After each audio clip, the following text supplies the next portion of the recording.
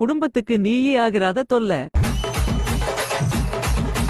கள்ளச்சாராயம் அடிச்சிட்டு சுத்தாத, அப்புறம் கல்லீரல் கருகிருச்சின்னு கத்தாத. நீ 100ல போவ வேகமா, அப்புறம் எமன் கூட போயிருவ தூரமா.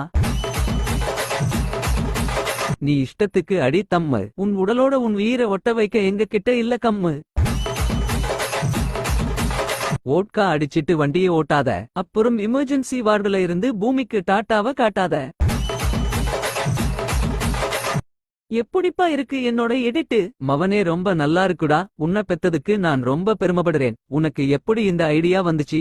அண்ணன் தான்பா எனக்கு ஹெல்ப் பண்ணுனான். அந்த தருதலை இப்படிலா பண்ணாதே. அப்படி என்ன ஹெல்ப் பண்ணுனான் அவன்?